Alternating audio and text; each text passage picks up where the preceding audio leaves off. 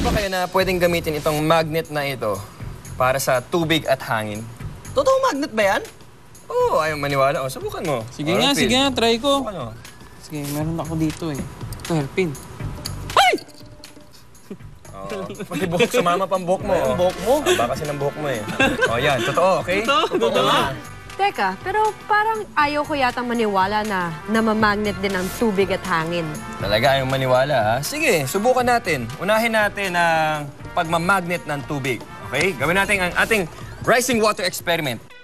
Experiment tayo! So, kailangan natin, una, ay tubig.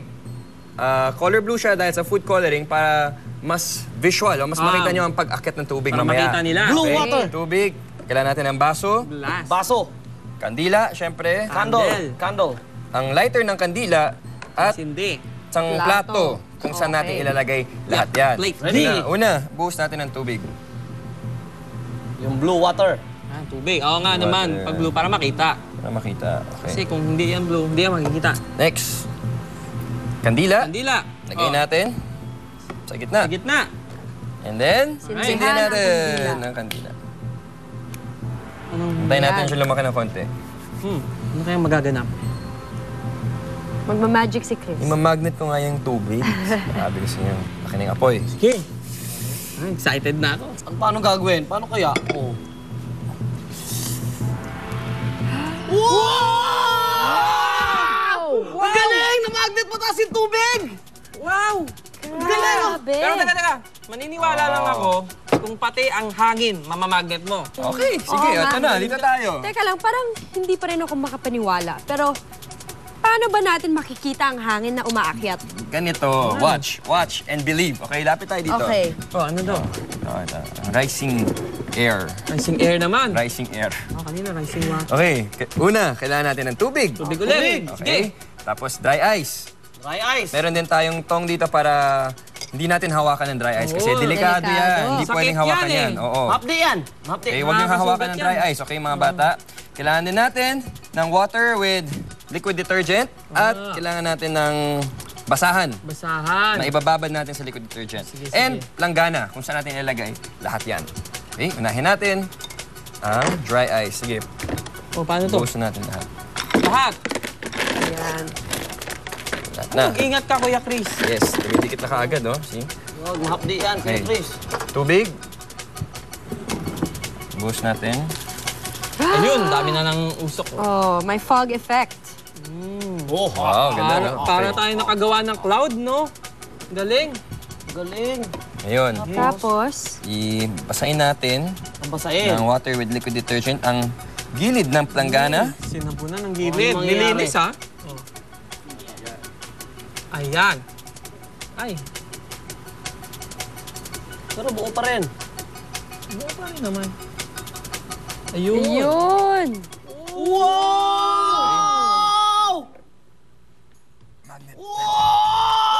Wow! Ang galing! Ang galing! Rising bubble. Umangat! Babol. Sabi ko sa'yo, kaya ko i-magnet yung bubble eh. Ang galing mo! Oh, iniwala na kayo? Oo, bilib na kami. I believe! I believe! Oh, galing! Oh, ano masasabi niyo ngayon sa dalawang magnet experiments natin? Well, ako naniniwala kasi umangat yung tubig, tsaka yung dry ice, yung usok niya umangat. Galing! Ako, nagtataka pa rin ako eh. Kasi ang alam ko, baka lang ang dumidikit sa magnet. Sabi dito, ang isang magnet ay bagay na nagproproduce ng magnetic field. Isang uri ng force o lakas na nakaka-attract sa ferromagnetic material o mga bakal.